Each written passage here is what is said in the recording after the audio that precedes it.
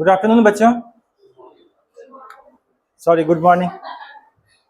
आदत था ना दोपहर में क्लास में कैसे कैसे आप लोग?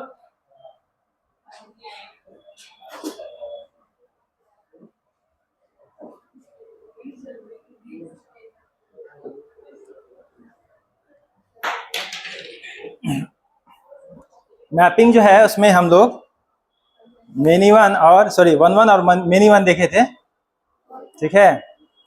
तो उसमें जो डिफरेंशिएशन था उसका बेसिस क्या था, तो थोड़ा सा समराइज करें, उसके बाद हम बढ़ते हैं नेक्स्ट। वन वन और मेनी वन के बीच जो डिफरेंशिएशन था वो डिफरेंशिएशन का बेसिस क्या था?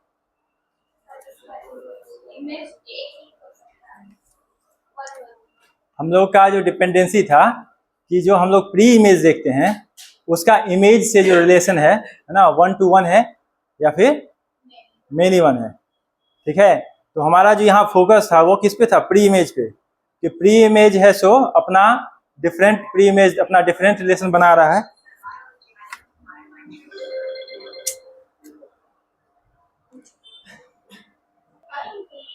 ओके, तो वो जो डिफरेंशिएशन किस पे से था कि प्री इमेज का है ना, इमेज के साथ 1 to 1 रिलेशन है या मेनी का 1।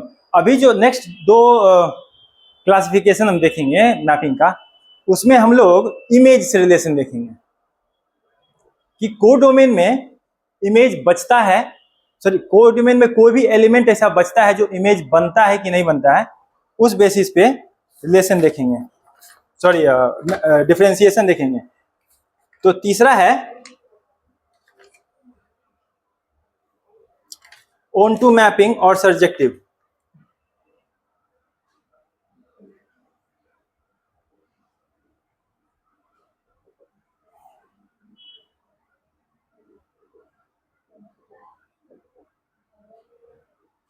ठीक है, लिखो।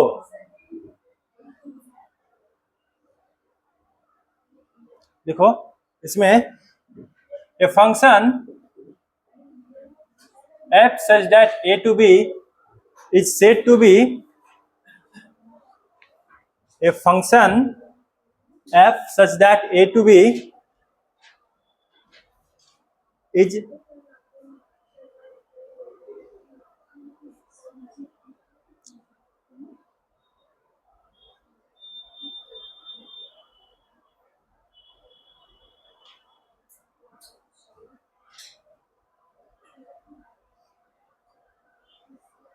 is said to be on to mapping oblique surjective oblique surjective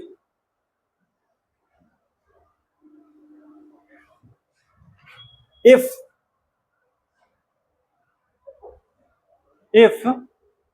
no element of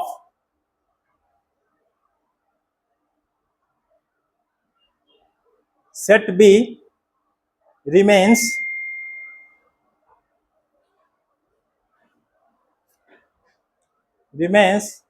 to have a pre-image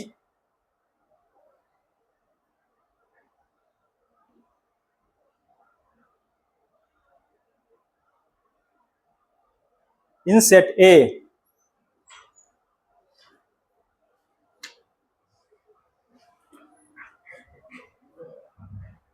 Next point, in other words,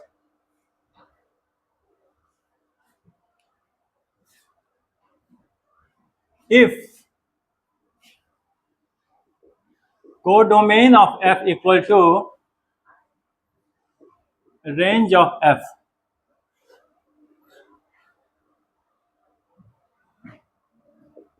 that is F of A equals to B। यहाँ पे मैं capital A लिखा हूं, इसका ध्यान रखना है।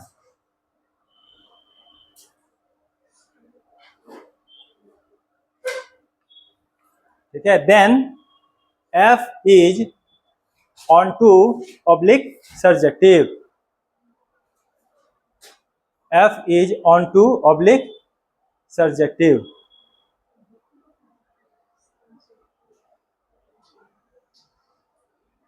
ठीक, तीसरा point,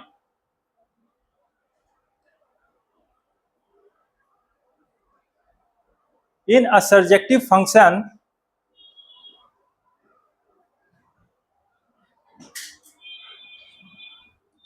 f such that a to b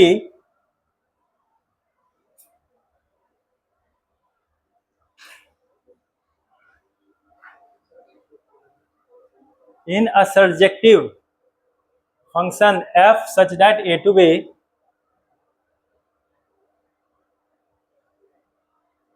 ठीक है, n of a यानी number of elements n of a is greater than equals to n of b। ठीक, अब देखो समझो, यहां एक ऑन टू मैपिंग जो है 1 1 और मेनी वन दोनों हो सकता है। ठीक है, जब वो 1 1 होगा तब एन ए जो होगा, ठीक है, N A equals to N B हो जाएगा, और जब वह मेनी वन होगा तब वह N A greater than N B होगा। तो ऑन टू मैपिंग को अगर हम कंबाइन करें 1 1 और मेनी वन से, तो एक 1 1 ऑन टू मैपिंग में n1 equals to N B होगा, और एक many one onto mapping में strictly n A greater than N B होगा। ठीक है, यहां ग्रेटर देन है, अगर ये लेस देन होता तो फिर क्या हो जाएगा, ये फंक्शन ही नहीं रहेगा। इसके लिए ऑन टू के लिए, अब देखो इसको एग्जांपल समझते हैं।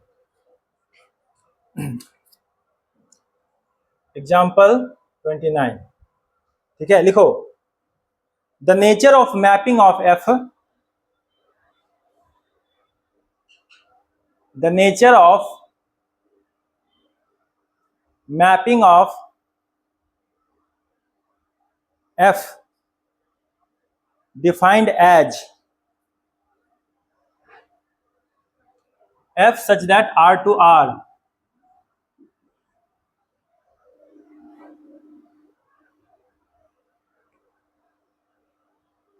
ठीक है, एफ एक्स इक्वल्स टू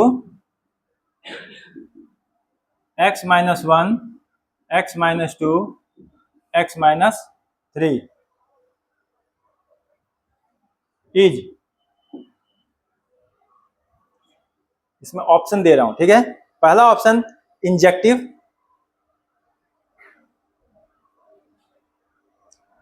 दूसरा ऑप्शन मेनी वन,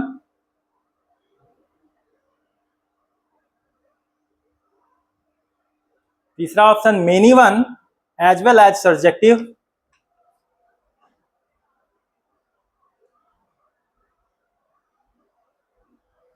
चौथा नॉन ऑफ दीज।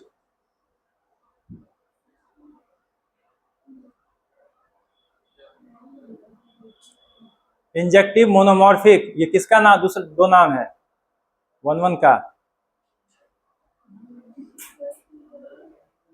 1 1 का दो और नाम है, इंजेक्टिव और मोनोमॉर्फिक।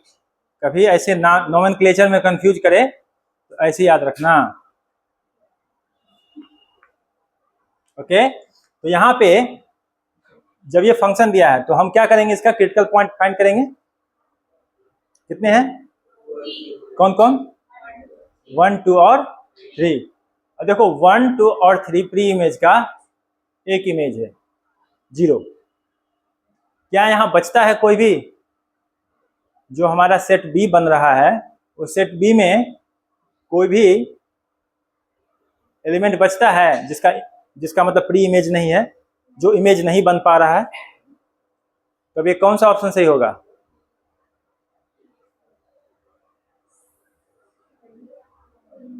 मेनी वन तो है, पर क्या मेनी वन के साथ सर्जेक्टिव है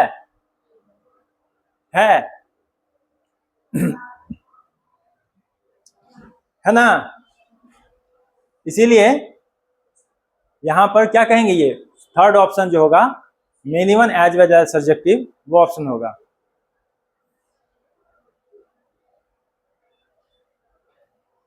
ठीक है, यहाँ पे ऐसे R2R लिखा है, तो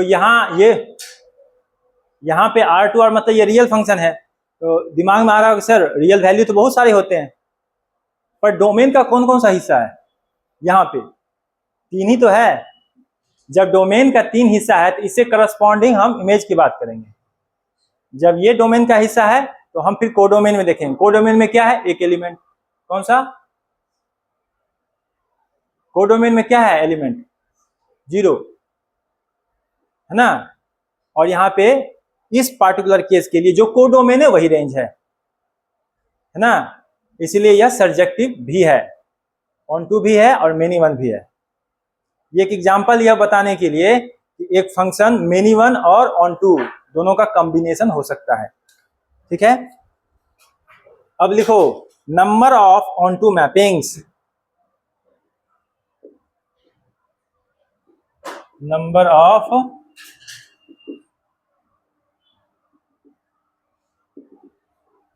on to mappings.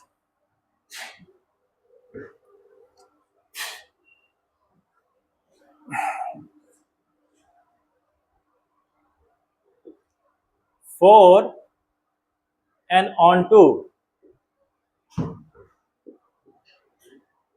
function f such that a to b, ठीक है, where n of a equals to k, n of b equals to l, and k is greater than equals to l,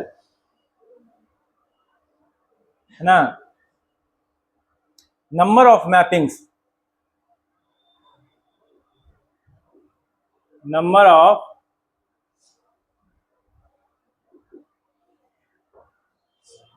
देखो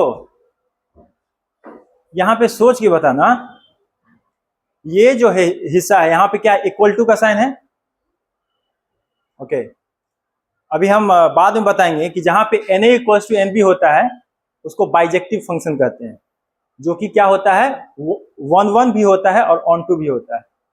जैसे अभी combination बताए थे, many one और on to का combination बताए थे। एक और कॉम्बिनेशन बन सकता है जो कि फर्स्ट जो हमारा टाइप है 1 और ऑन टू का। तो जो यह कॉम्बिनेशन बनता है 1 ऑन टू का, वो लास्ट टाइप इसमें बताएंगे, उसको कहते हैं बाइजेक्टिव फंक्शन। बाइजेक्टिव फंक्शन में क्या होगा कि हर जो हमारा डोमेन का एलिमेंट है वो अपना इंडिविजुअल इमेज बनाएगा, और हमारा जो कोड डोमेन है उसमें भी कोई एलिमेंट नहीं बचेगा, क्योंकि हम ऑन टू भी देख रहे हैं ना।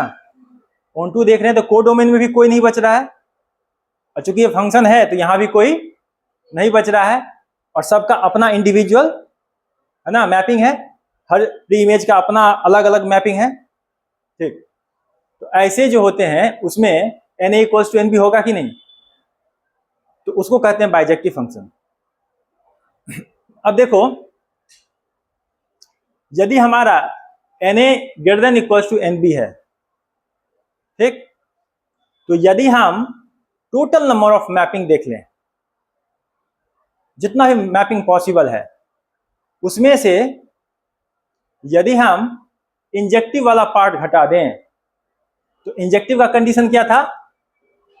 na less than equals to nb। पर यहां पे क्या है, एक ये वाला इक्वल टू वाला जो पार्ट था वो क्या हो रहा है, वो भी घट जा रहा है ना, बाय मिस्टेक। पर यहां पे इक्वल टू तो है, तो यह भी घट जा रहा है। Total number of mapping minus number of mapping in injective function,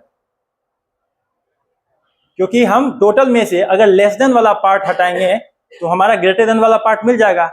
पर एक्चुअली क्या हो रहा है कि यह भी जो इक्वल टू वाला पोर्शन है वह भी घट जा रहा है।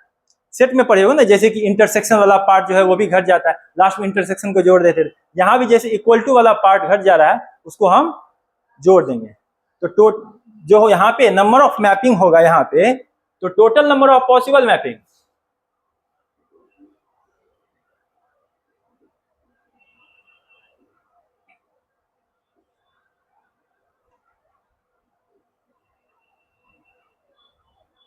ठीक है, total number of possible mappings minus number of injective mapping,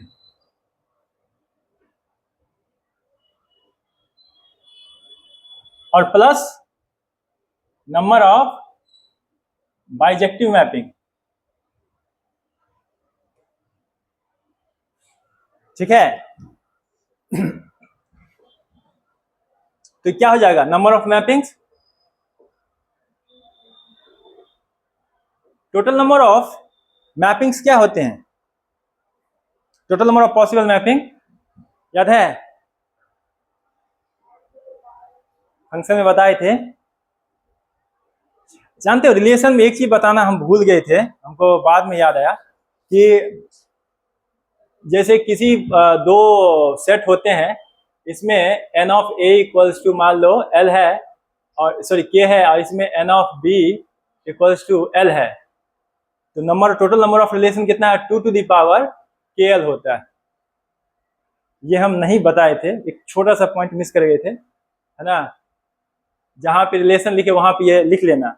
और मैपिंग में क्या बताए थे, ये तो बताए हैं पक्का, L to the power M, यानी कि जो को डोमेन है उसके number of elements to the power number of elements in domain. तो यहाँ पे एल टू द पावर क्या होगा, injective mapping, number of injective mapping last class में बताए थे, एल पी के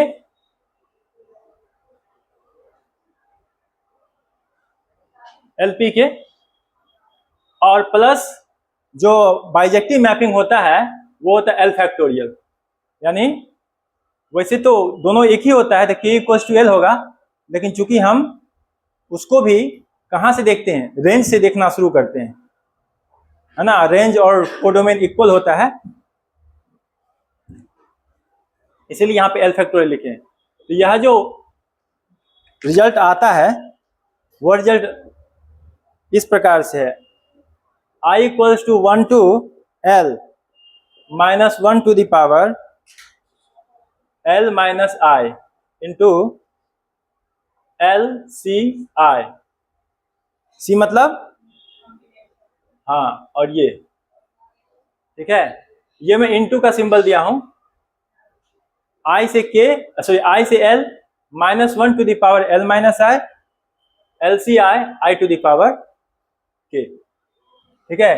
ये नंबर ऑफ मैपिंग्स होते हैं, ये इस तरह से आता है और स्टैंडर्ड रिजल्ट है, इसलिए इसको एज इट इज याद रखना होगा। कभी यूज नहीं हुआ है इसका, इस पे क्वेश्चन बने नहीं है, but just for the sake of knowledge, ठीक है। तो ये हो गया हमारा ऑन टू मैपिंग, ठीक है। इसके बाद हम चौथा टाइप पढ़ेंगे, इसको नोट कर लो जल्दी से। इसमें क्या बताएं हम, ये बताएं, इसको नोट कर लिए हो, इसको नोट कर।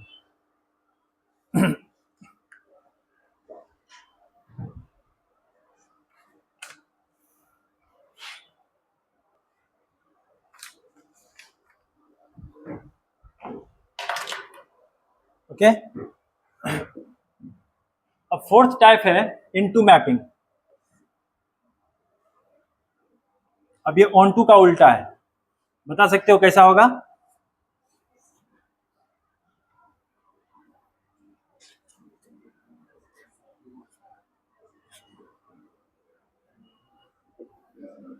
सेट बी में, यानी कि को डोमेन में बचा रह जाता है। Very good.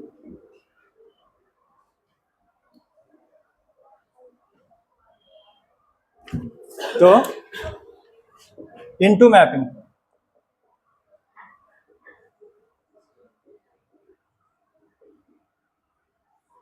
देखो a function f such that a to b, a function f such that a to b is said to be into mapping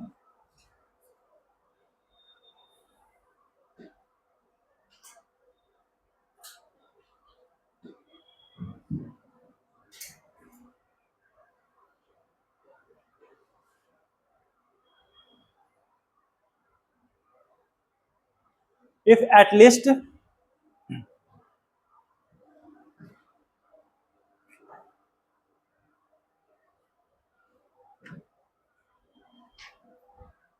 least one element in set B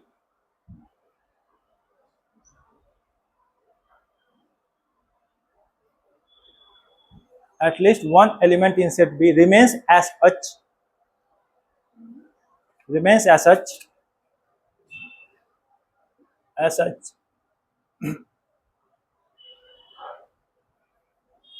to have no pre-image in set A.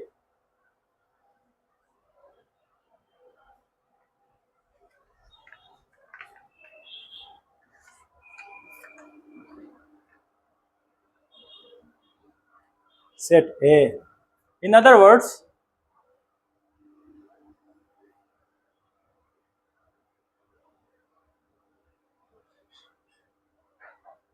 when codomain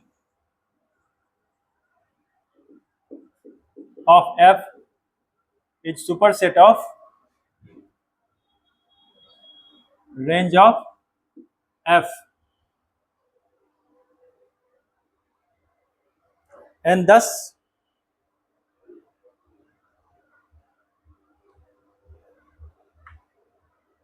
mapping F fails to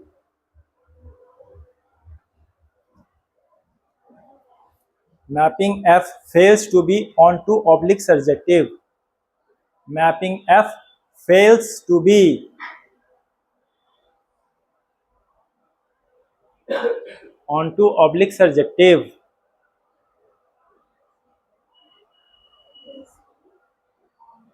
Fails to be onto oblique surjective. Then F is into.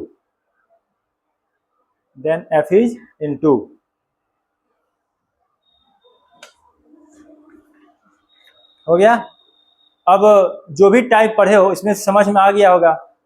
जो on to नहीं है, ठीक है, वो into है, तो into का भी कॉम्बिनेशन हो सकता है ना।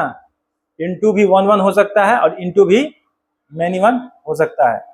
बस होना क्या चाहिए कि कोडोमेन में, है ना, ज्यादा एलिमेंट होना चाहिए जो इमेज नहीं बन पा रहा है।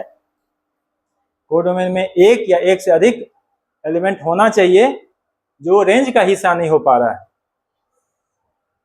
अब लास्ट टाइप है 1 1 ऑन टू ऑब्लिक बाइजेक्टिव।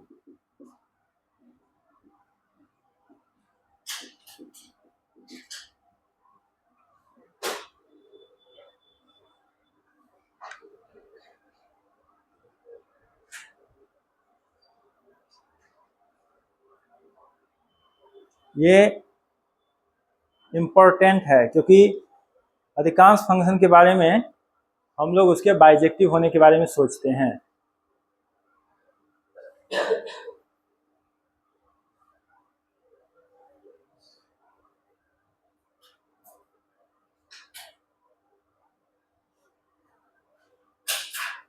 ठीक है, देखो, a function f such that a to b is said to be a function f such that a to b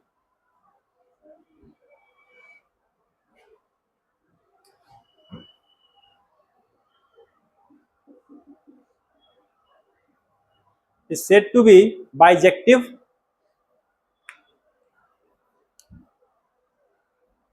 if every individual element of set B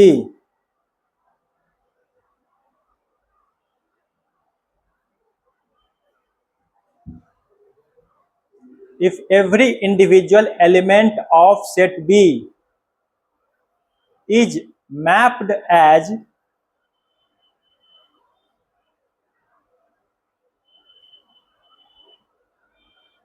an image,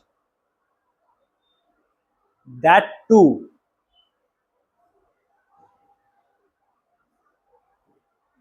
by exactly one argument from set A.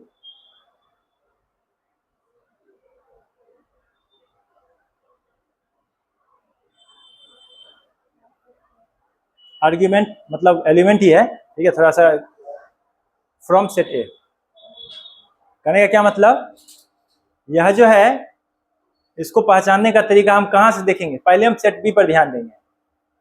और set B में कोई भी element नहीं बच रहा है, और साथ ही साथ जितना भी इमेज बन रहा है वह सब एक ही प्री इमेज का इमेज है, इंडिविजुअल मतलब अलग अलग।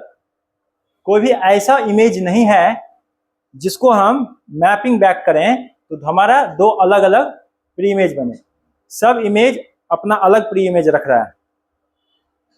ठीक है, यह 1 1 भी है, यानी सब इमेज का करस्पॉन्डिंग डिफरेंट इमेज है, और ऑन टू भी है, मतलब हमारा जो कोडोमेन और रेंज है दोनों एक ही है। 1 1 है मतलब अलग अलग इमेज का प्री इमेज है, और दूसरा ऑन टू है मतलब जो कोडोमेन और रेंज है सेम है। उसके बाद लिखो, in other words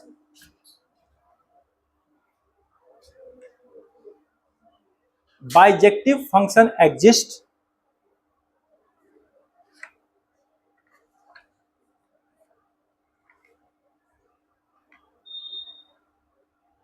bijective function exists if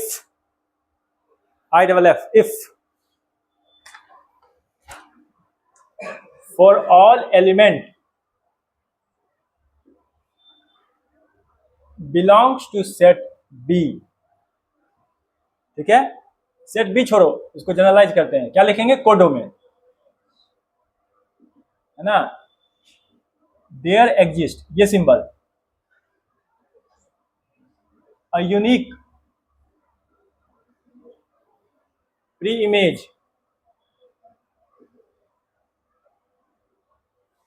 belongs to domain।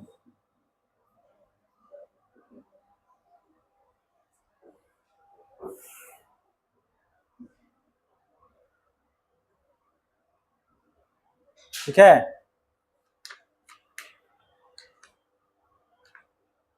तीसरा point, for a bijective function, ये लिख लो पहले, उसके बाद लिखना,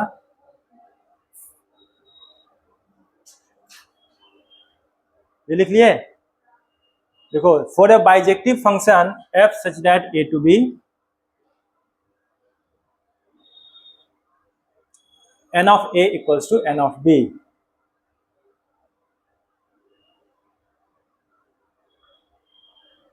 ठीक है, और चौथा point, total number of mapping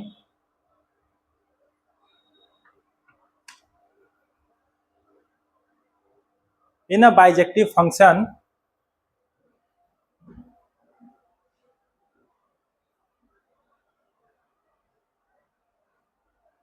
is L factorial, is L factorial। L factorial कैसे लिखोगे, ऐसे L उसके बाद साइन ऑफ एक्सक्लेमेशन, दूसरा तरीका ऐसे। ठीक है, ये दोनों तरीका से फैक्टोरियल लिखे जाते हैं।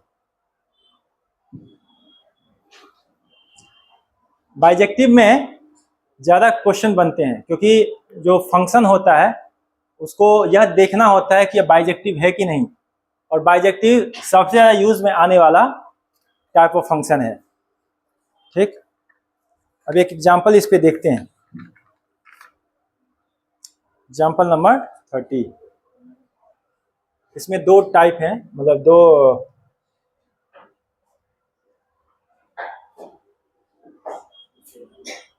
let a equals to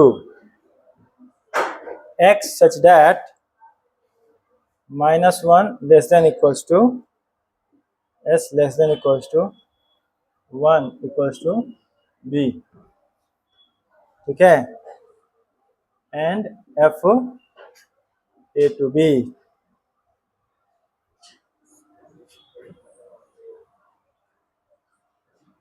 comment on the nature of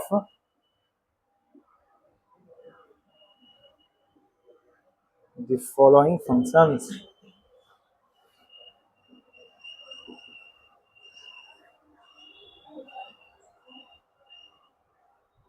f of x equals to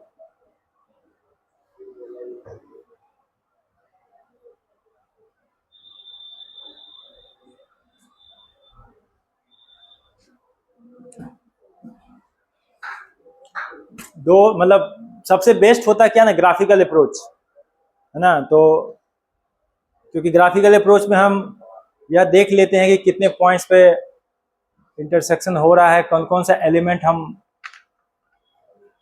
रख पा रहे हैं। तो क्या करेंगे ना, इसका जो हमारा ए और बी है, ए जो है सो कोडोमेन, सॉरी ए डोमेन है और बी क्या है, codomain. Mapping A from B है, तो हम क्या करेंगे, ग्राफिकल अप्रोच से इसको बनाते हैं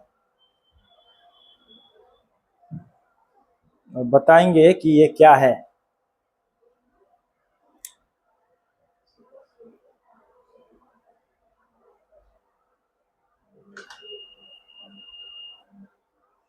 x mod x,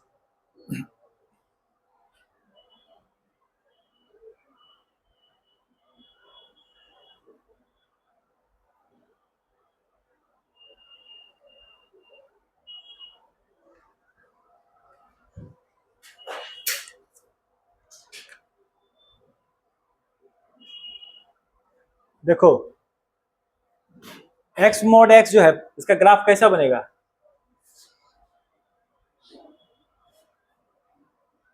x x dash y y dash, -1 से 1 के बीच में एक्स ले रहे हैं, तो हमारा जो डोमेन होगा वह भी -1 से 1 के बीच में, और चूंकि यही बी भी है इसलिए इसको भी हम कहाँ रखेंगे, हाँ -1 से 1 के बीच में। और x मॉड x है, यदि x का वैल्यू पॉजिटिव है मॉड x भी पॉजिटिव होगा, ठीक है। तो यह ग्राफ कैसा होगा, एक्स स्क्वायर जैसा, है ना। ये ऊपर जो है राइट साइड में इस प्रकार से बढ़ेगा।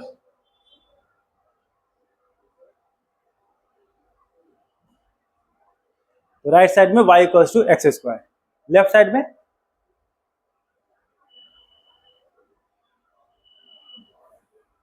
Mod x mod of -x क्या होगा, +x, और x तो क्या है माइनस में है ना।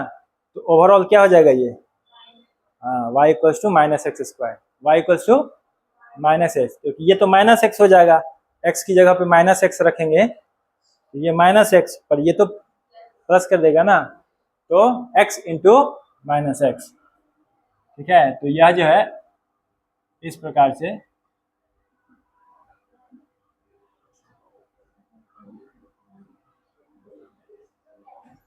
यहाँ पे y equals to x square, ठीक, और यहाँ पे y equals to -x square,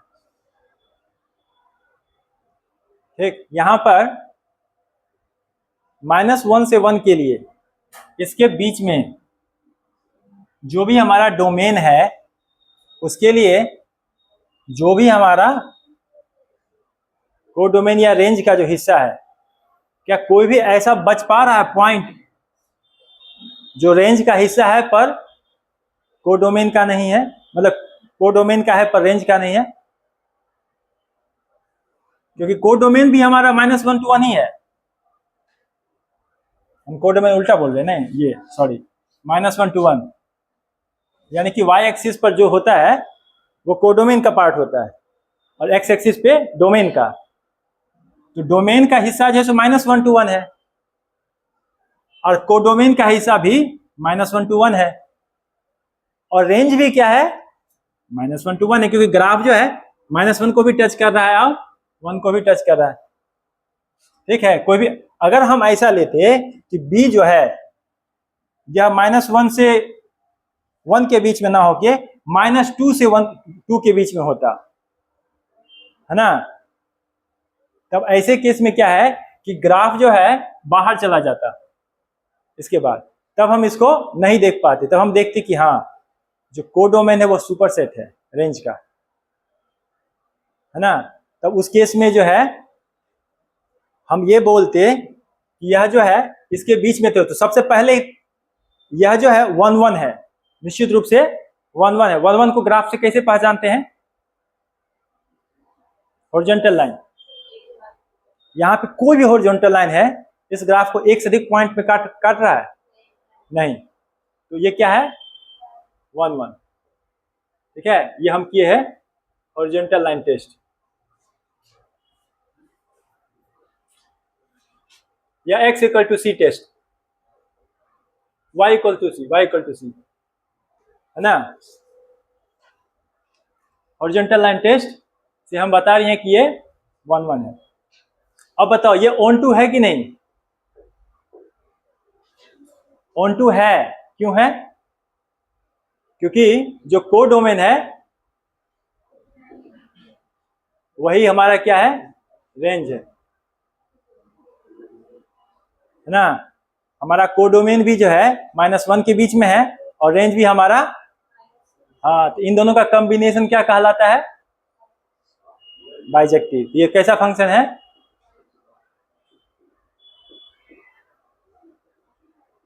codomain equal to range equals to B, जो सेट बी है वही कोडोमेन है वही रेंज है, तो ये हमारा बाइजेक्टिव फंक्शन है।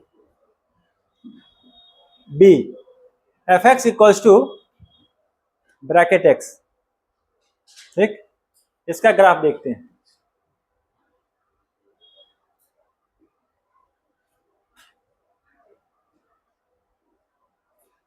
यह भी हमारा जो है सो 1 से -1 के बीच में है, ठीक है। ग्रेटेस्ट इंटीजर फंक्शन क्या करता है, वैल्यू को लेफ्ट में भेज देता है, ठीक है। तो जो भी हमारा 0 से 1 के बीच का जो वैल्यू होगा उसको वो कहाँ भेज देगा, 0 पे। तो एक हमारा यहाँ पे पॉइंट मिलेगा, वो ऐसा होगा, ये पॉइंट वॉइड। और हमारा देख लो यहाँ पे हम जो है कोडोमेन और रेंज दोनों में एंड पॉइंट 1 जो है सो इंक्लूड है। तो ये बताओ यदि हम 1 को रखते हैं x की जगह तो फिर क्या हमारा 1 पॉइंट मिलता है कि नहीं? क्योंकि किसी भी इंटीजर का जो ग्रेटेस्ट इंटीजर फंक्शन होगा वो वही वैल्यू होगा। तो यदि हम x की जगह 1 रखते हैं तो ब्रैकेट ऑफ 1 क्या होगा, तो ये पॉइंट यहां जंप कर रहा है 1 पे, ये यहां पर है। जब हम निगेटिव में देखते हैं तो निगेटिव में यहां पर तो ये वॉइड होगा और इसके बगल में जितने भी पॉइंट हैं x के लिए वो -1 पे पहुंचा दिए जाएंगे, -1 being inclusive of the codomain, ठीक है। यानी कि b का हिस्सा है -1, इसलिए -1 भी हम देख रहे हैं और यह भी देख रहे हैं। तो अब देखो, अब बताओ यह जो फंक्शन है उसमें जो वैल्यूज हैं हमारे वह कौन कौन से वैल्यू हम ले रहे हैं। सबसे पहले हम लोग डोमेन का देखेंगे, डोमेन में हम लोग कौन कौन से वैल्यू ले पा रहे हैं, -1 से लेके 1 के बीच में सभी वैल्यू ले पा रहे हैं, है ना। इसके बीच का जितना भी नॉन इंटीजर पार्ट है उसको भी हम ले पा रहे हैं। तो जो हमारा डोमेन है वो हमारा सेट ए है। अब कोडोमेन क्या है, सेट बी। पर रेंज क्या है ये बताओ,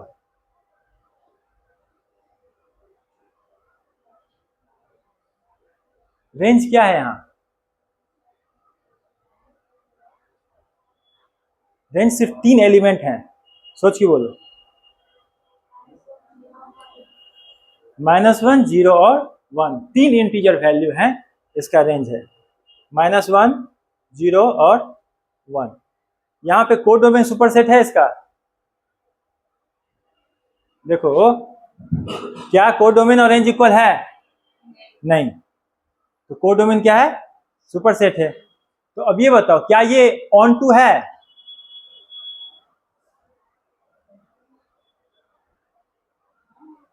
ऑन टू है। ऑन टू में हमने क्या देखा था, दोनों इक्वल होना चाहिए, कोडोमेन और रेंज इक्वल होना चाहिए। तो ये ऑन टू नहीं तो क्या है, ये इनटू है। जब ये ऑन टू नहीं है तो क्या है, ये इनटू है। तो यहां पर कोडोमेन जो है वह सुपर सेट है किसका, रेंज का। तो जब ये इसका रेंज का है तो ये हो गया इनटू, ठीक है। और दूसरा बात, क्या बताओ x के वेरियस वैल्यू के लिए यह एक ही वैल्यू दे रहा है। तो मेनी पॉइंट्स के लिए एक दे रहा है image, for the many inputs of x y is giving as one value. ये मेनी वन हुआ, तो ये मेनी वन हुआ, ठीक है। और मेनी वन के लिए हॉरिजॉन्टल लाइन टेस्ट, अगर यहां पे हम हॉरिजॉन्टल लाइन खींचते हैं तो मल्टीपल पॉइंट्स को इंटरसेक्ट नहीं कर रहा है। तो चाहे हॉरिजॉन्टल लाइन टेस्ट से देखो चाहे सोच के देखो, ठीक है। यहाँ पे देखो ये हॉरिजॉन्टल लाइन हुआ, यहाँ पे हॉरिजॉन्टल लाइन हुआ, मल्टीपल पॉइंट से होके जा रहा है, इसीलिए ये मेनी वन हुआ।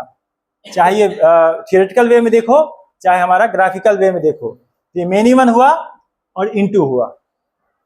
ये दो अलग टाइप है कॉम्बिनेशन बाइजेक्टिव होने के लिए, और ये एक अलग एग्जांपल है जो हमारा मेनी वन और इनटू है। जनरली तुम देखोगे भी जो फंक्शन होंगे ना वो इन्हीं दो कैटेगरी में लाई करेंगे, या तो ये बाइजेक्टिव होंगे या फिर ये मेनी वन इनटू होंगे। अधिकांश फंक्शन तुम ऐसे देखोगे।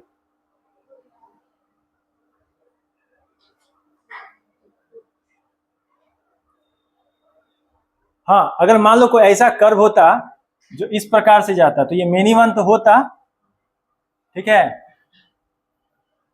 और साथ ही साथ अगर हम लोग ऑन टू उसको बना सकते थे, यदि हम उसके जहां पे ग्राफ एग्जिस्ट करता है ऑन टू को हम अपने हिसाब से बना सकते हैं डोमेन और रेंज को मॉडिफाई करके।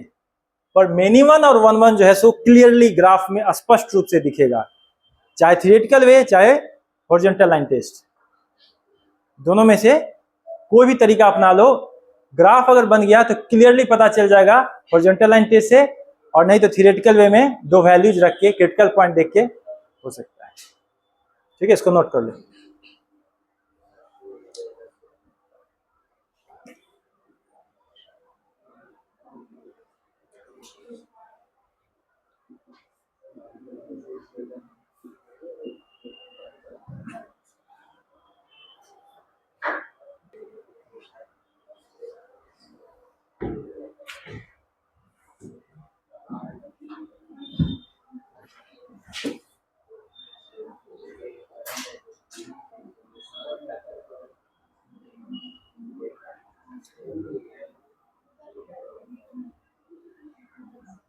लिखो हेडिंग कंपोजिट फंक्शन।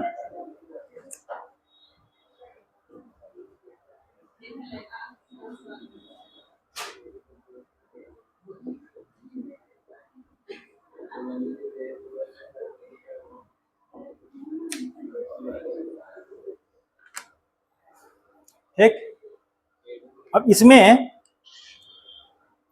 कंपोज, अब देखो बहुत जगह मैंने फंक्शन ऑफ फंक्शन करके है सो यूज किया था, दो फंक्शन का कॉम्बिनेशन हम देख रहे थे बहुत जगह पे। ये इस हेडिंग में जो आगे हम देखेंगे इसको अलग से एक्सप्लिसिटली हम लोग इसमें पढ़ेंगे। Let f such that map from a to b, ठीक है, and g such that map from b to c, b to real functions, then we define h such that a to c as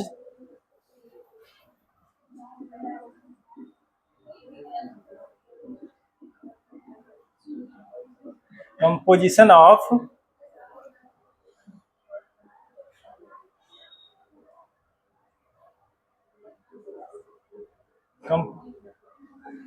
f and g,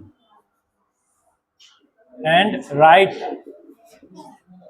क्या लिखते हैं, h of x equals to g of f of x,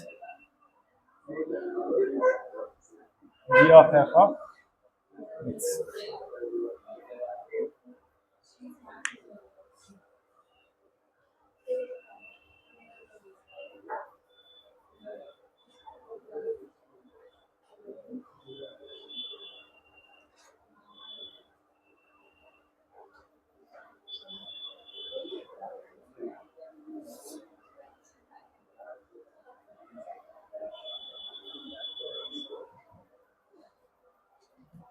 इसका graph नहीं बना अभी तक, जल्दी करो, इतना सजा सजा के बनाते हो।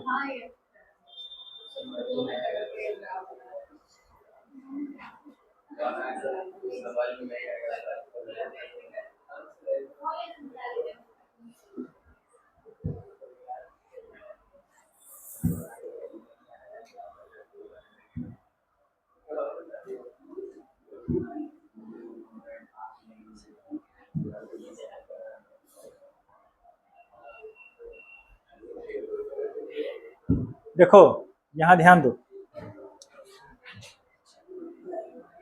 एक सेट ए है, ठीक है, उसमें एलिमेंट्स हैं x1, x2, x3 and so on. एक सेट बी है, उसमें से एलिमेंट्स क्या होंगे, f of x1, f of x2 and so on.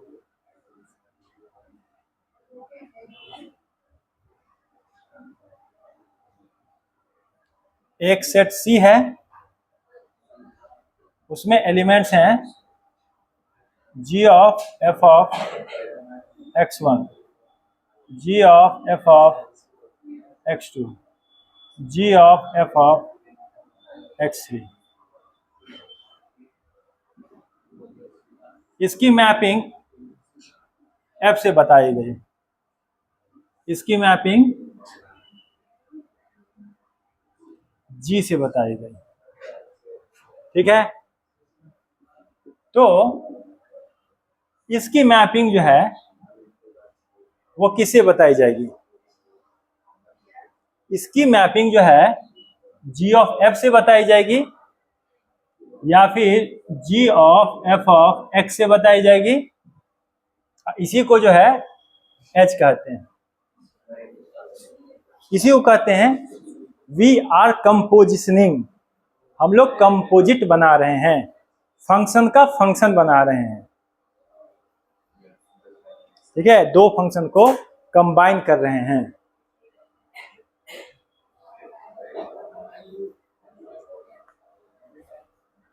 और यह ध्यान रहे कि जब हम ऐसा करते हैं तो फंक्शन डिफाइंड हो।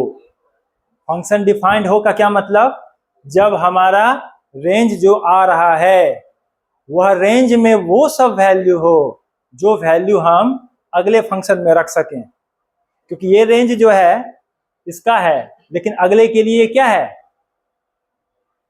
डोमेन है। अगले फंक्शन के लिए ये बीच वाला क्या है, डोमेन है। इस फंक्शन के लिए ये रेंज है और इस फंक्शन के लिए ये डोमेन है। तो इसमें वो सेट ऑफ वैल्यूज आए जो वैल्यूज इस फंक्शन में रखा जा सके। ऐसे केस में हम लोग कंडीशन लगाते हैं कि जब हम फंक्शन ऑफ फंक्शन बना रहे हैं तो वही वैल्यूज लें जो कि एप्लीकेबल हो और डिफाइंड हो, ठीक है। इसलिए जो यहाँ जो सेट होता है, set of elements in set B, elements in set B, उसको हम इस प्रकार से लें जो रेंज का भी, इसके लिए रेंज का हिस्सा हो, इसके लिए डोमेन का हिस्सा। अब यहाँ पर देखो, यहाँ पे इसीलिए ना बाइजेक्टिव वाला पढ़ना जरूरी हो जाता है, क्योंकि लगातार है, ये इसका हिस्सा है और फिर ये अगला का हिस्सा बन सकता है, ठीक है। हम लोग इसके बारे में और पढ़ेंगे। तो यहाँ पे देखो, यहाँ पे जो डोमेन होगा,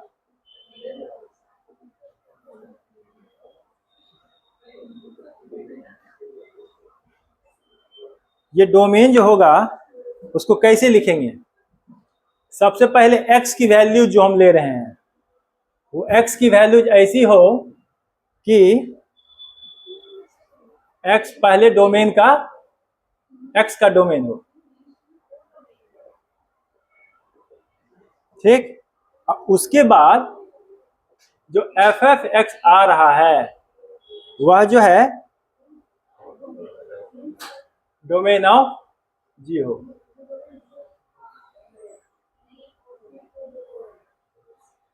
ये जो है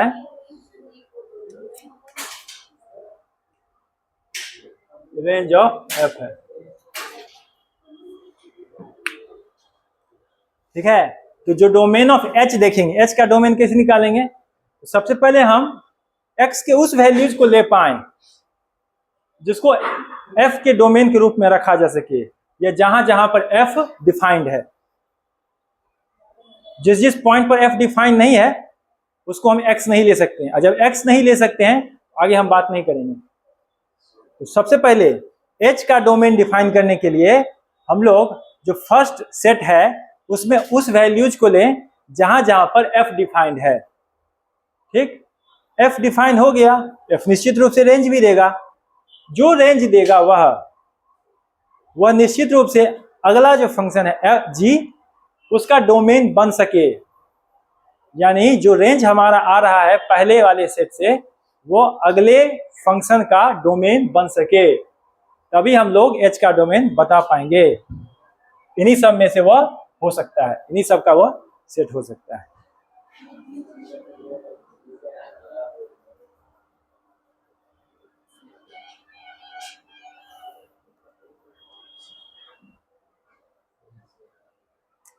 और रेंज क्या होगा? रेंज होगा सॉल्यूशन सेट होगा।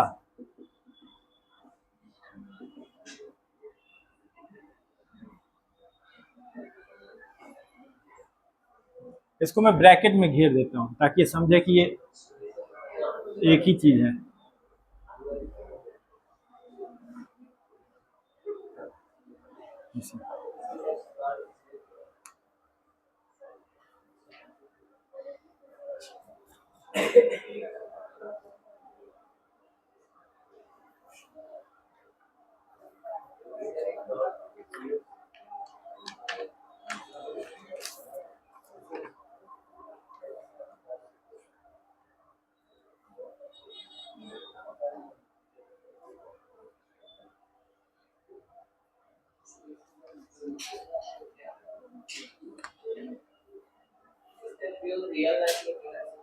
बहुत है। साइन ऑफ 10x करके अगर पूछ दे कोई, देखो हम जो x की वैल्यूज रखते हैं वो किस में रखते हैं? रियल नंबर्स में रखते हैं, है ना। तो साइन ऑफ 10x, 10 तो बहुत सारा वैल्यू देता है, 10 की वैल्यूज होती बहुत सारी होती है। तो इसी प्रकार से जो भी वैल्यूज होगा जो x के रूप में रख सकते हैं, तो वहां x की जगह 10x है, तो फंक्शन ऑफ फंक्शन हुआ ना। कंपोजिशन ऑफ दो हो गया, ट्रिग्नोमेट्री, बहुत तरह के कंपोजिशन बनाए जा सकते हैं। जब कंपोजिशन बनता है ना तो सवाल की डिफिकल्टी बढ़ती है, पर हम लोग फिर वही याद करो, लॉग लगाते, स्क्वायर रूट लगाते, फिर उसमें टैन रखते, साइन रखते, बहुत कुछ करते ना। हम लोग वहां कंपोजिशन ही कर रहे थे, और जो सबसे कोर वैल्यू था उसका कंडीशन पहले रख रहे थे, फिर उसके बाद वाला जो था वैल्यू उसका कंडीशन रख रहे थे ना। पर वो कंपोजिशन कर रहे थे, उसको हम अभी एक्सप्लिसिटली पढ़ रहे हैं। हम बहुत समय से इस चीज को ऑलरेडी कर रहे हैं, पर now we are actually studying कि यहाँ डोमेन क्या होता है, रेंज क्या होता है, और कैसे हम इसकी प्रॉपर्टीज को अच्छे से समझ पाएंगे।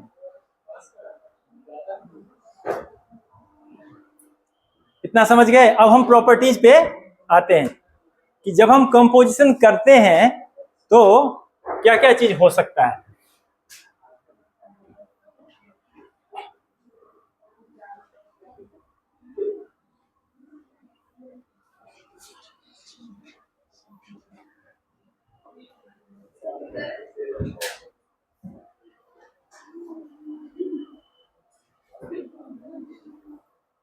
तुम लिखी थी? तुम्हें लिखी थी? Okay sorry.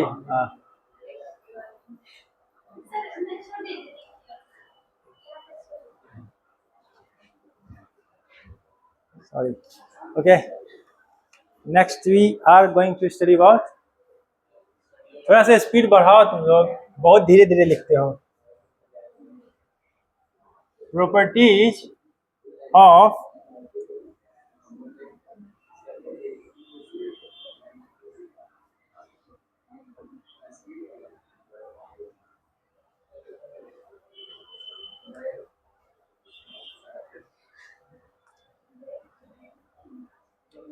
H equals to G of F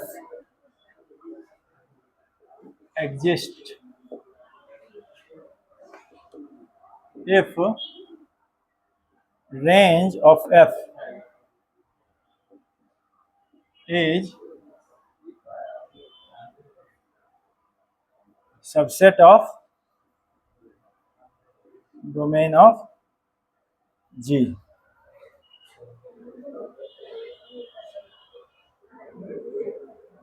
Conversely, F of G exists if range of G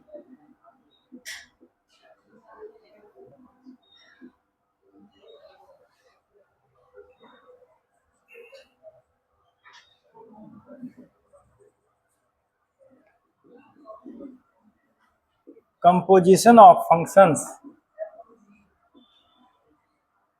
is not commutative. G of F not equals to F of G. Example, sin of tan of x not equals to tan of sin of x. तीसरा,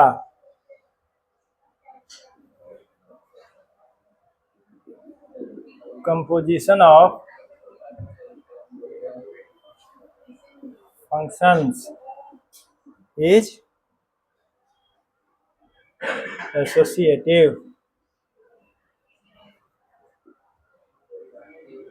provided they are defined. That is,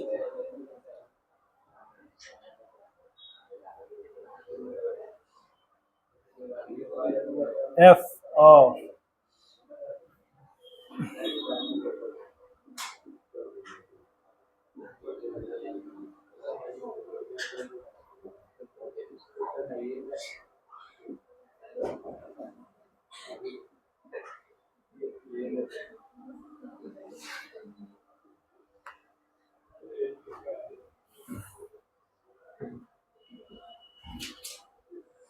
okay.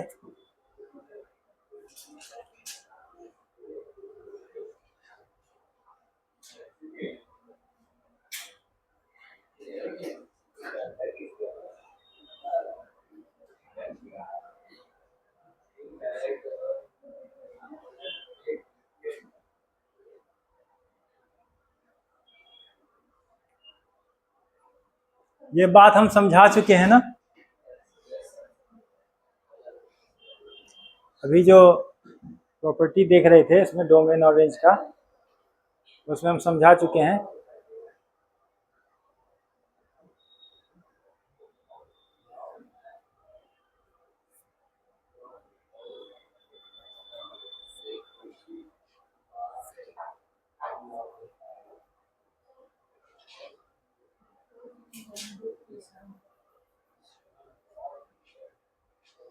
FOG मतलब function of,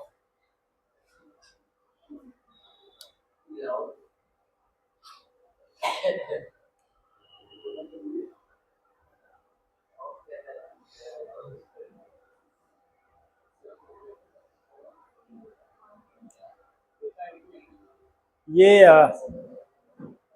तीनों अलग अलग चीज है. इसका मतलब ये फंक्शन है, ओ मतलब ऑफ, जी अलग फंक्शन है.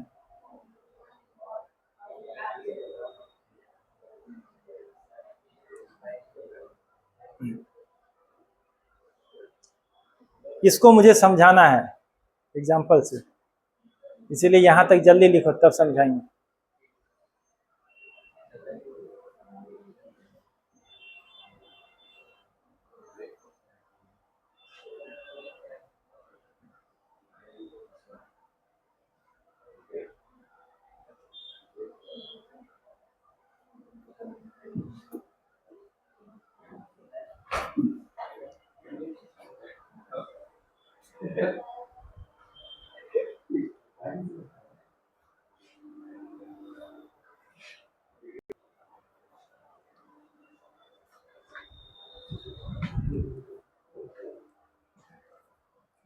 देखो हम 3 फंक्शन लेते हैं,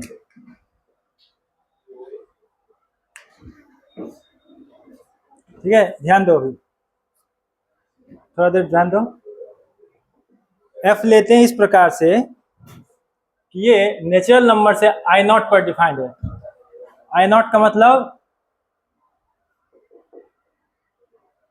आई नॉट जो है वह z माइनस 0 से है, ठीक है। और फंक्शन कैसा है, f of x equals to 2x।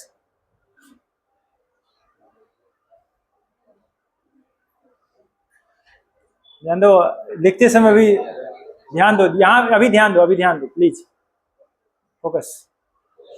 देखो यहाँ पर फंक्शन यहाँ पे f इस तरह से डिफाइन किए हैं कि ये नेचुरल नंबर से है ना आई नॉट पे डिफाइन कर रहे हैं। ये इसलिए कर रहे हैं आई नॉट मतलब हम 0 को एक्सक्लूड कर रहे हैं। 0 को इसलिए एक्सक्लूड कर रहे हैं क्योंकि आगे जो हम डिफाइन करेंगे जी, यहाँ पर हम 0 का वैल्यू नहीं रख सकते हैं। और उसका कारण क्या है से देखो, वह हम लोग आई नॉट से रैशनल नंबर के बीच डिफाइन कर रहे हैं, ठीक है। क्यों का मतलब पता होगा, तो g ऑफ x जो है वह है 1/x, नीचे नहीं रख सकते हैं 0, इसलिए आई नॉट डिफाइन किए हैं। n2, ठीक है, आई नॉट टू q, और एक h डिफाइन कर रहे हैं, वह होगा q से r, ठीक है। और यहाँ पे h ऑफ x डिफाइन कर रहे हैं, वह e to the power 1/x है, ठीक। तो हम ये दोनों वैल्यू निकालते हैं, f ऑफ g ऑफ, नहीं उल्टा करते हैं, देखो h of g of f, ये निकालते हैं, ठीक है। और दूसरा यहाँ पे ये निकालते हैं h of g of f, और देखते हैं क्या ये दोनों वैल्यू, देखो एसोसिएटिविटी ये भी यहाँ भी देखी जा सकती है, सीक्वेंस वही ना h g f, पर यहाँ पे पहले एसोसिएट किए हैं, इसमें जो है सो पहले दो फंक्शन को एसोसिएट किए हैं, और अगर ये दोनों इक्वल होता है तो हमारा यहाँ पे एसोसिएटिविटी प्रूव हो जाएगी, ठीक है। तो देखो h of g o f क्या होगा, इस दोनों फंक्शन का कॉम्बिनेशन क्या होगा,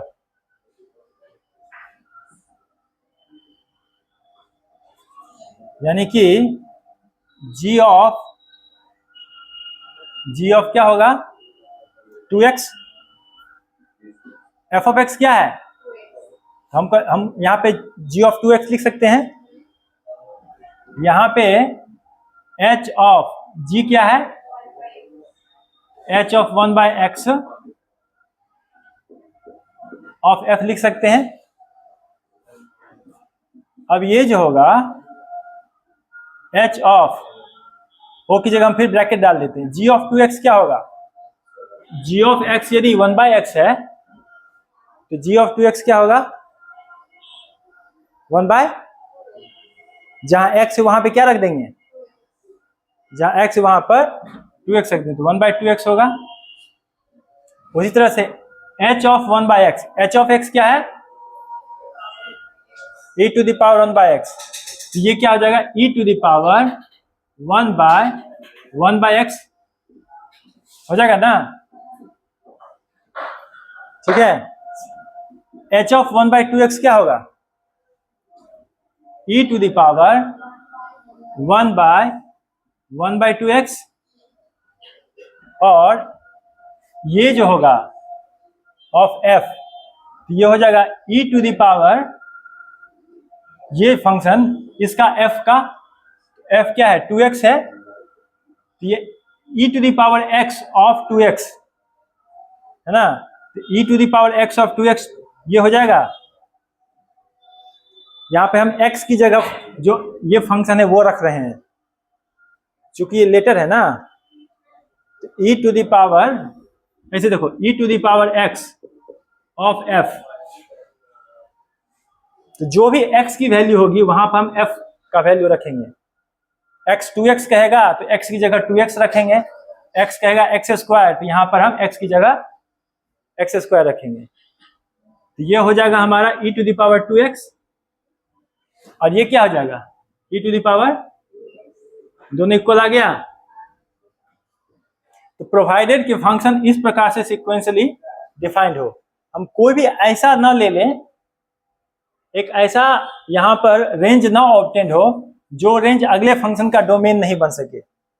अगर ऐसा हम ले लेते, जैसे कि मान लो यहां पर हम n to n ले लेते तो भी, क्योंकि नेचुरल नंबर में 0 इंक्लूड नहीं होता है, तो भी ये ठीक होता, ठीक है। और एक्सप्लिसिटली यह दिखाने के लिए हम कि i0 नहीं ले सकते, क्योंकि हम i माइनस, यहाँ पे i0 दिखाने का मतलब हम x की निगेटिव वैल्यू ले सकते हैं, पॉजिटिव नहीं ले सकते, सॉरी 0 नहीं ले सकते हैं। i0 का मतलब हम 0 के एक्सक्लूड करके कोई वैल्यू ले ले, तो ये फंक्शन डिफाइंड है, इसलिए उसको इस प्रकार से हम लिखे हैं। आगे q टू r, क्योंकि q जो है, अगर हम x की कोई भी वैल्यू लेंगे तो 1/समथिंग करेंगे तो रैशनल हो जाएगा, उस रैशनल से फिर ये रियल वैल्यू के लिए उसको हम डिफाइन किए। इसी तरह से डिफाइन भी करें तो इस प्रकार से करें कि पार्टिकुलर रूप में हम उसको सिक्वेंशियल रूप में इस तरह से कर सकें कि जो रेंज बनेगा वो आगे का डोमेन बन सके, तब जाकर यहां पर जो एसोसिएटिविटी है वो हम प्रूव कर सकते हैं, ठीक है। इसमें कोई डाउट, स्टेप बाय स्टेप समझोगे बिल्कुल आसान है। तो इस तरह समझ सकते हैं कि जो कंपोजिशन ऑफ फंक्शन होता है वो एसोसिएटिव होता है नेचर में, प्रोवाइडेड कि उसको हम डिफाइन कर सकें। ये इंपॉर्टेंट है, क्योंकि अगर ना एक्चुअली जो अगर क्वेश्चन में दिया है तो क्वेश्चन में ऐसे बताया गया होगा कि हाँ ये डिफाइन है, और नहीं हम कर रहे हैं तो हम इस प्रकार से चुने उस सेट को, जो सेट अगर एक का रेंज है तो अगर हम उसका आगे कंपोजिशन करेंगे तो वो जो आगे जो डोमेन बनेगा तो उस रेंज में से उसको हम ले सकें, ताकि हम आगे के फंक्शन में उसको रख सकें, ठीक है। इस प्रकार से इसको ध्यान देना चाहिए। अगर हम इसको डिफाइन कर रहे हैं तो हम ऐसा बनाए, यानी क्वेश्चन अगर बना रहा है तो क्वेश्चन में इस प्रकार से बताए कि हाँ हम किस वैल्यू को ले सकते हैं। जैसे यहाँ पर इस एग्जाम्पल को समझाने के लिए है ना, मुझे एक्चुअली बताना पड़ा कि हाँ यहाँ पे हम 0 नहीं ले सकते हैं, तो इसको हम हटाए हैं। हाँ यहाँ पर ये रैशनल आ रहा है तो रैशनल को यहाँ पे रख सकते हैं। ऐसे करके अगर हम कर रहे हैं तो हम इस प्रकार से डिफाइन करें, अगर क्वेश्चन में से कर रहा है तो क्वेश्चन में यह बताए कि कहाँ कहाँ पे जो एक का रेंज है वो आगे का डोमेन हो सकता है। नोट करो।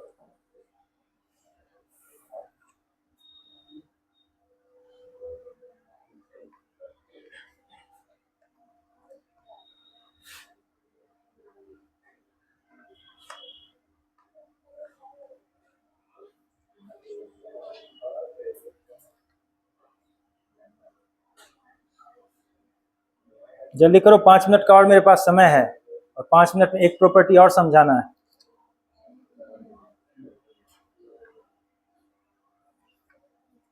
इसलिए जितना जल्दी नोट कर सको मेरे लिए अच्छा रहेगा।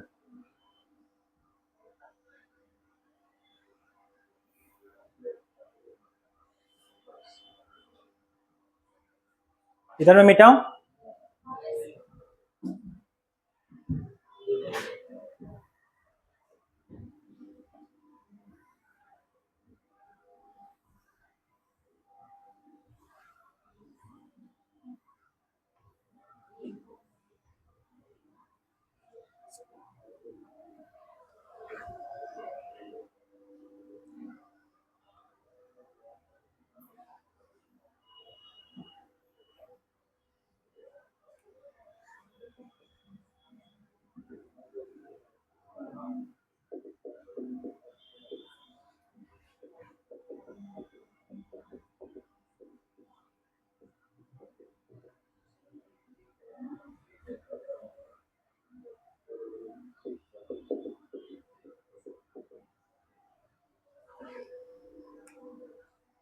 ये भी मुझे थोड़ा अच्छे से समझाना पड़ेगा ये क्यों होता है।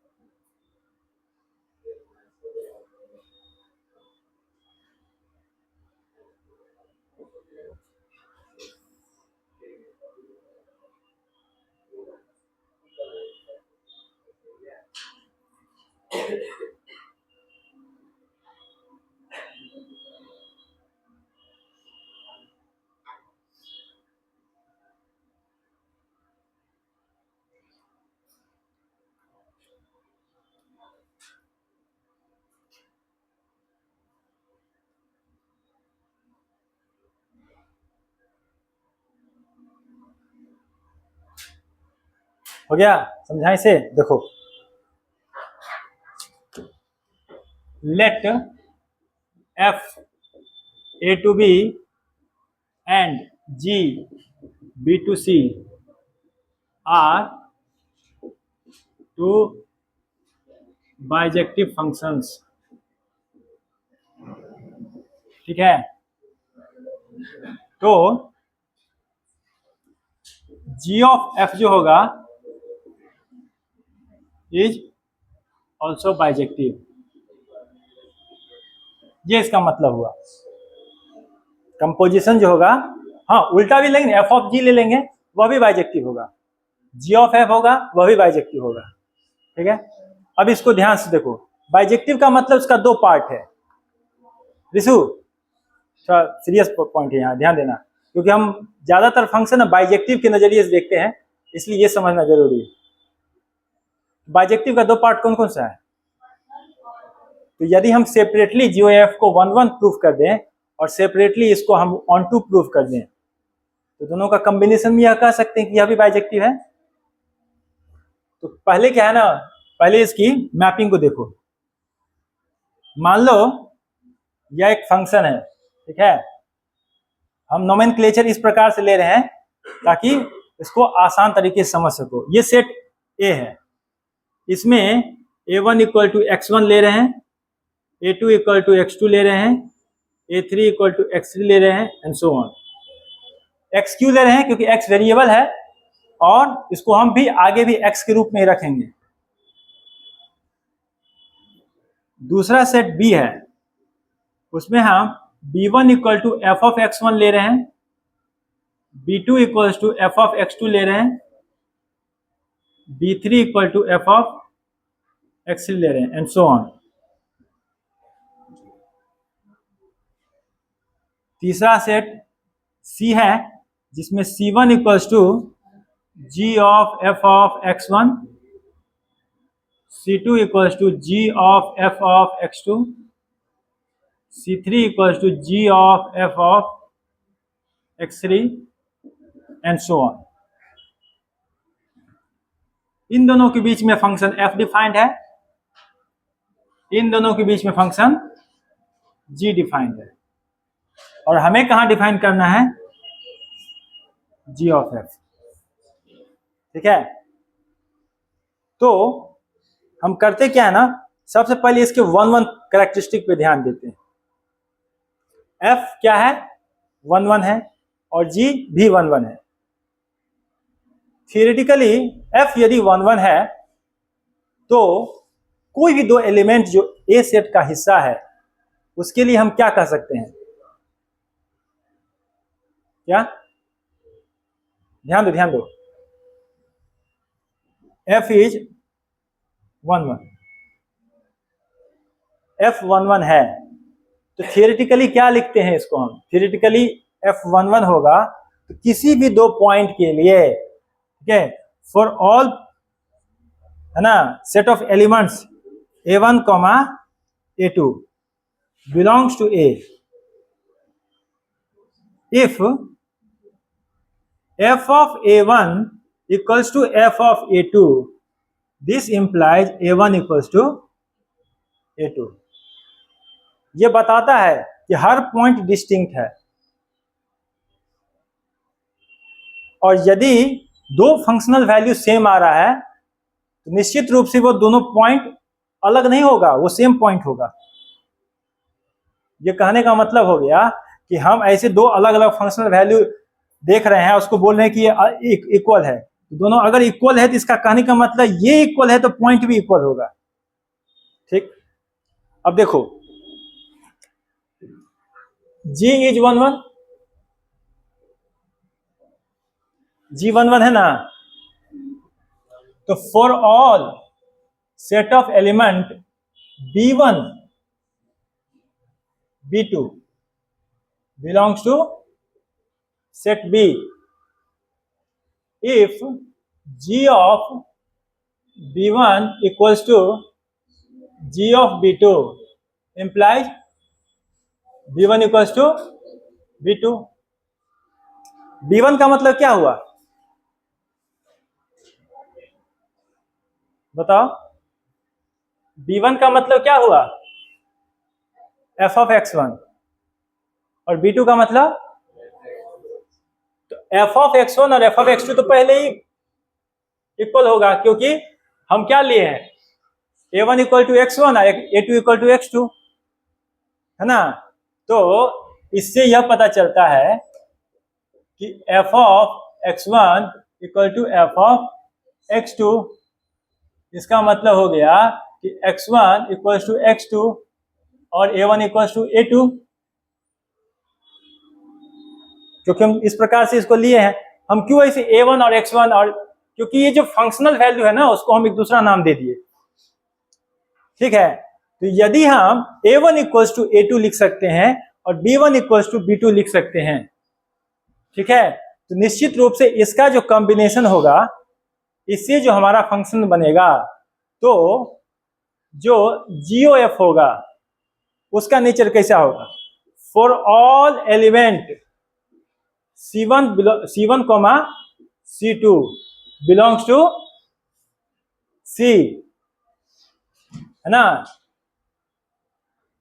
तो ये 1 1 और ये भी 1 1 है, तो अगला जो फंक्शन होगा GOF उसमें भी नहीं C1 तो एक्चुअली रेंज आ गया, सॉरी ये नहीं। तो इसे क्या पता चलता है कि GOF क्या है हमारा, GOF इज ऑल्सो 1 1, ठीक है, कि A1 इक्वल्स टू A2 है, this implies B1 equals to B2।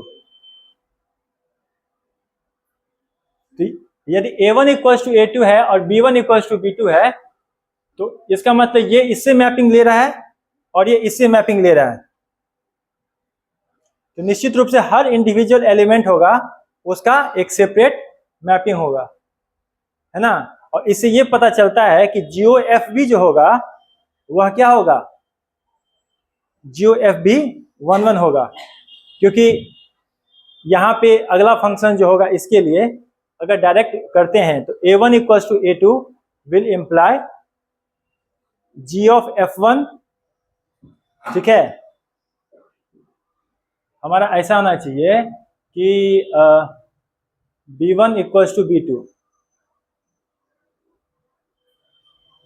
एक मिनट,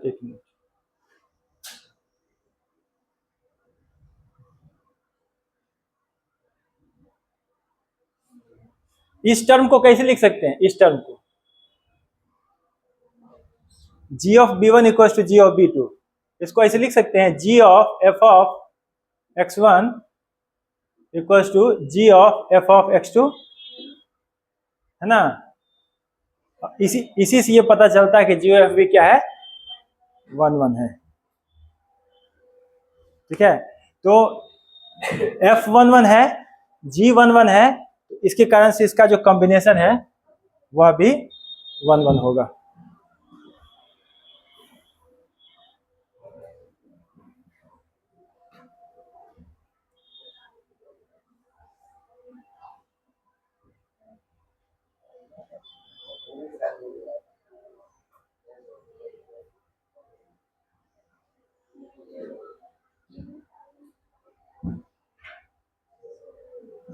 ठीक है,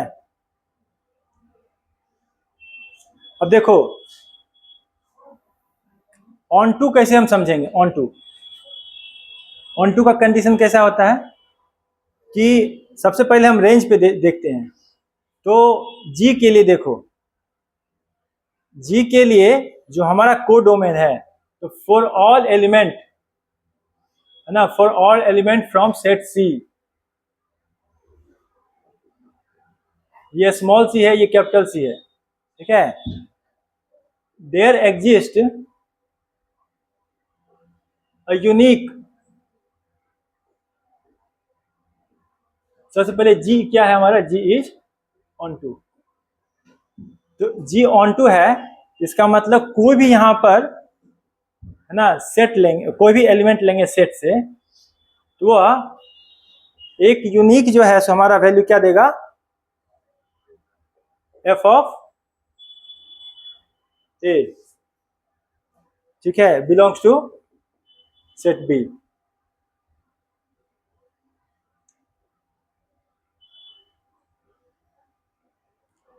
और फॉर ऑल जो है सो बी बिलोंग्स टू डी, चूंकि क्या है f B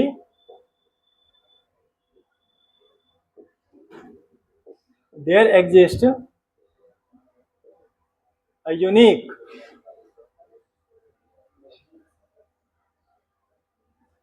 A belongs to set A.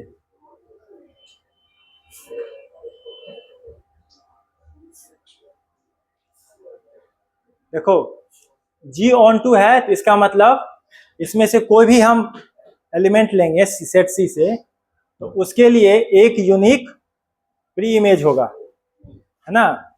Her image का अपना एक प्री इमेज होगा, यूनिक प्री इमेज। यहाँ पे प्री इमेज को मैंने कैसे लिखा है, एफ ऑफ ए से, ठीक है। और यदि हम इस पर ध्यान दें, इसमें से कोई भी एलिमेंट हम लेंगे जो कि एफ का इमेज है, तो एफ का इमेज है जो सेट बी का हिस्सा है, तो उसका एक यूनिक प्री इमेज होगा।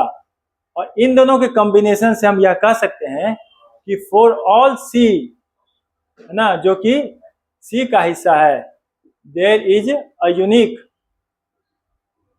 ए बिलोंग्स टू सेट ए, ठीक है। ये क्या हो रहा है, ट्रांसपोज कर रहे हैं यहाँ पे, क्योंकि ये इसका हिस्सा है और ये इसका है, दोनों जगह यूनिक वर्ड है, तो हम ये कह सकते हैं कि फॉर किसी भी यहां पर इमेज लेते हैं, वह निश्चित रूप से यहां से डायरेक्टली कंबाइन हो रहा है, यहां से डायरेक्टली उसका इमेज बन रहा है।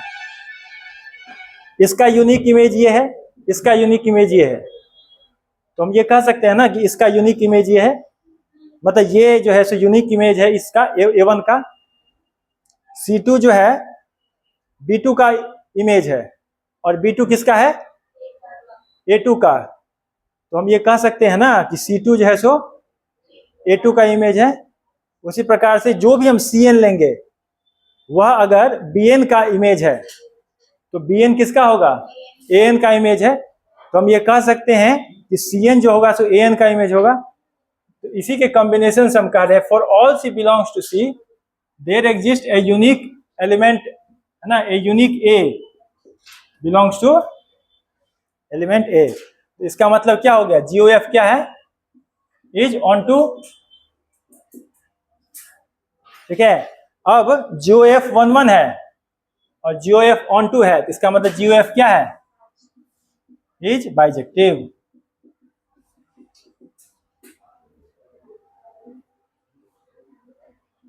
ठीक है।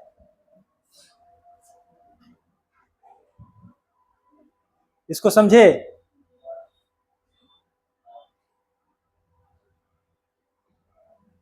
लास्ट पॉइंट है कि कंपोजिशन ऑफ फंक्शन, बस ये इसका एंड ही हो रहा है। Composition of function act like और गेट। और गेट तुम लोग है सो उसमें पढ़ोगे इलेक्ट्रॉनिक्स में, और गेट, है ना। और इसमें कंपोजिशन में कोई फंक्शन आइदर एफ और जी अगर इवन होता है, तो उसका जो कंपोजिशन होगा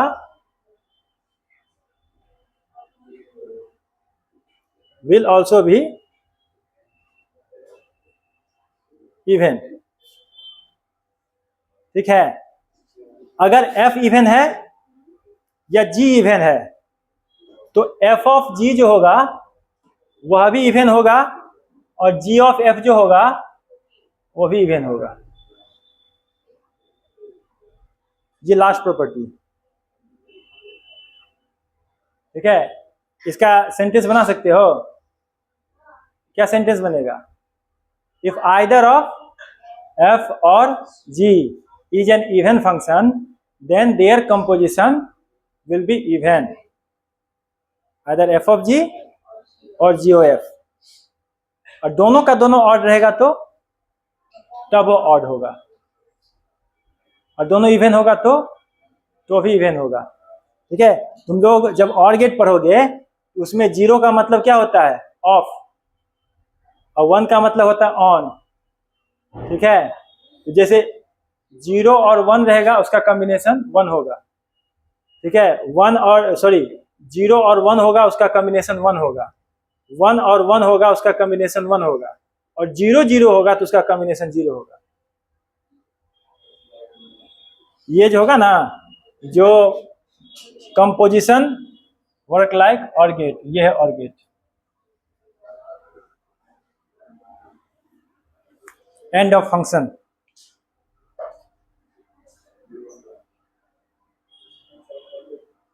ठीक है,